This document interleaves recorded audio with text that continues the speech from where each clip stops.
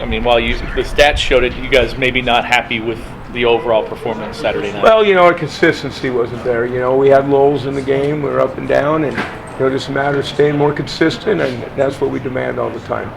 Is that what on the road the challenges it poses for your offensive line and the differences? Because it was loud there the other night. It's going to be louder this week. Yeah, anytime you're on the road, you're dealing with noise, and communication's a big factor. And we just got to do a good job of staying focused and communicating amongst ourselves and taking it one play at a time, and then things will work out.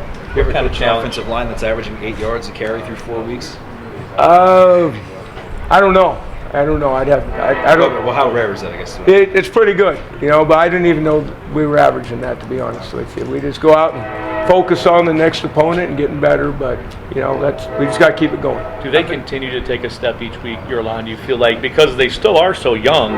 Oh yes, definitely. There's still a big ceiling in front of them, and our goal is to get better every day, to continue to get better fundamentally, technically, and to continue to execute better. And if you don't stay focused that way, then you won't improve.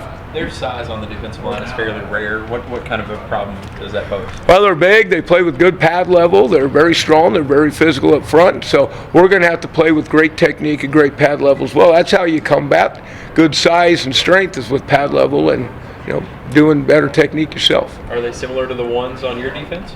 Oh yeah, no question. I mean, our defensive front's good, dang good too. So it's. Yeah, that's a good way to look at it. They're both good defensive fronts. Are they similar, and maybe how are they different? Oh, I don't know. They're good. That's the best way to describe it. I really don't like to compare things, and good is good.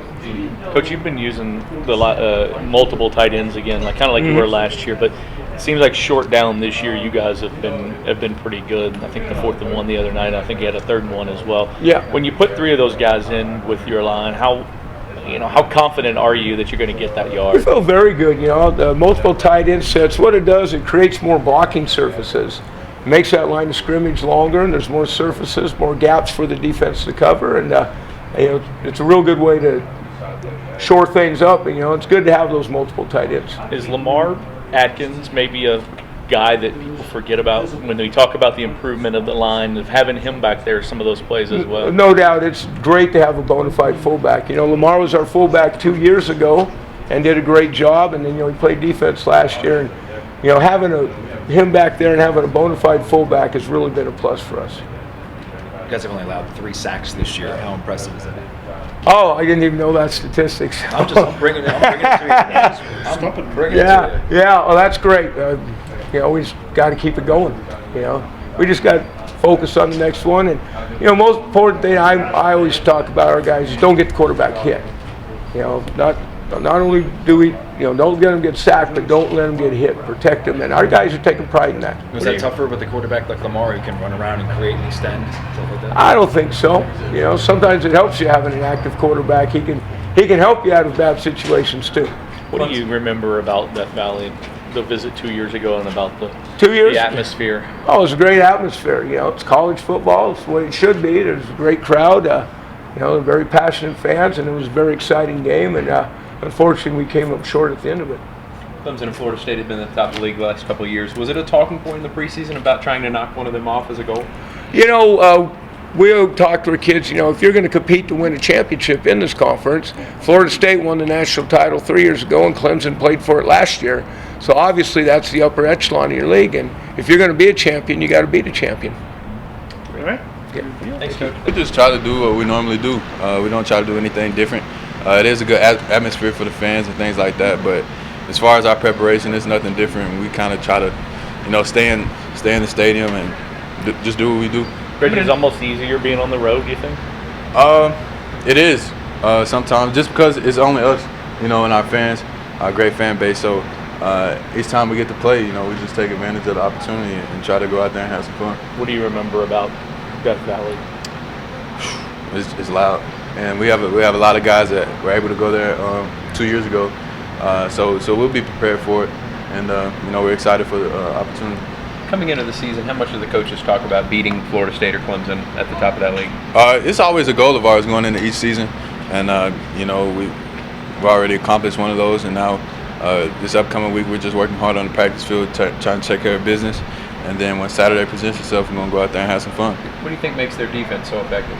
There's a lot of guys that experience and they just play fast. Clemson's always been known for having good defenses, so we've looked at film on them, we respect them, and we're just going to go out there and play our game. You guys outgained Marshall by more than any other FBS team Louisville has in history, but yet I think everybody thought it wasn't probably the cleanest game you guys had. How would you look at that game and maybe some of the things you guys did wrong to correct? Honestly, the whole offense felt like we didn't play good at all.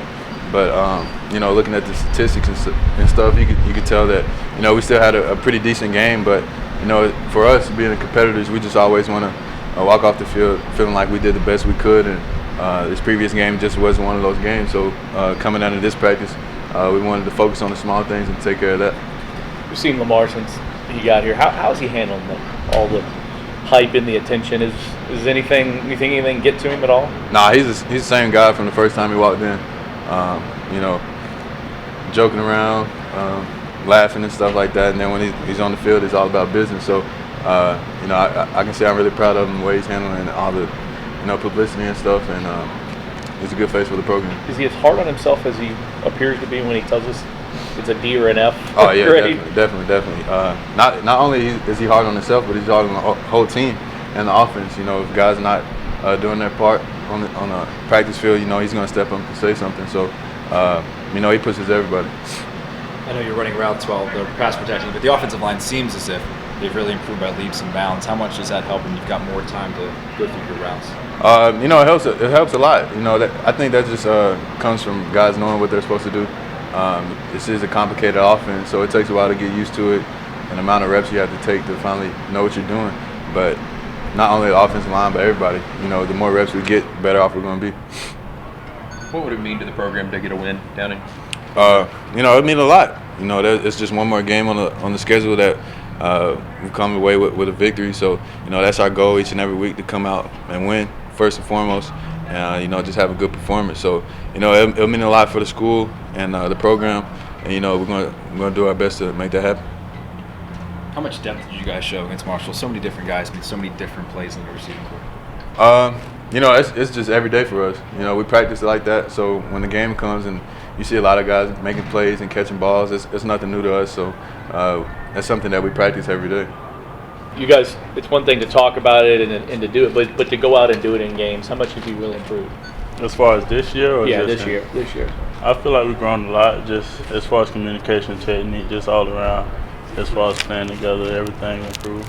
Coach said there's still a really high ceiling. Do you feel like there's a lot of room for improvement? Yeah, there's always things we can capitalize on, technique, just everything that we pretty much improved on. Nothing's perfect, so it's always something we can get better at. I would imagine most of the time you're looking at the opposing team's defensive line, but do you ever, when you have a time for yourself, watch other teams' offensive lines and kind of get an idea of how you compare or what you can do?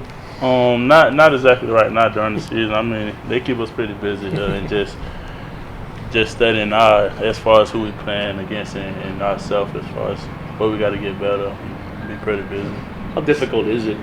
It's a good thing having Lamar moving and when he's doing, but when he's back there running and you might not know where he's. How difficult is it to not and then not look up and see what he was doing?